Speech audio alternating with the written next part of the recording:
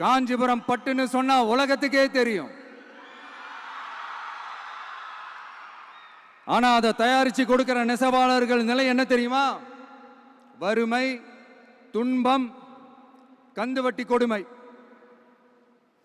பட்டு கைத்தறிக்கு கூட்டுறவு சங்கங்கள் இருக்கு, பருத்தி கைத்தறிக்கும் கூட்டுறவு சங்கங்கள் இருக்கு.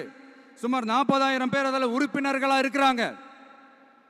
அது போக சாய தொழில், தறிப்பட்டறை தொழில் இதை நம்பி 40,000 குடும்பங்கள் இருக்கு. ஆனா அவங்களோட ஒரு நாள் கூலி எவ்வளவு தெரியுமா? வெறும் 500 ரூபா தான். அதை கொஞ்சம் அதிகப்படுத்தி கொடுங்கன்னு போராடி போராடி பார்த்து ஒன்றும் நடக்கல.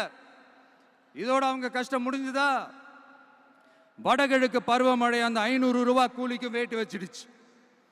எப்படி விவசாயிகள் டெல்டா மாவட்டங்களில் மழையால பாதிக்கப்பட்டாங்களோ, அவங்கள கண்டுக்காம எப்படி இந்த அரசாங்கம் கைவிட்டுடுச்சோ, அதே மாதிரி தான் நம்ம கைத்தறி நெசவாளர்களும் மழையால பாதிக்கப்பட்டிருக்கிறாங்க.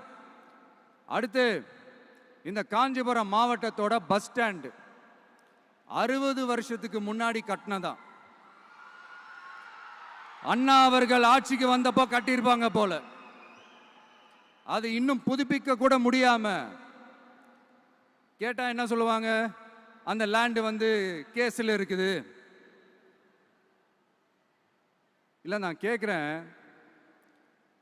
ஒரு கவர்மெண்ட்னால வேற ஒரு நல்ல இடத்தை தேர்வு செஞ்சு ஒரு பஸ்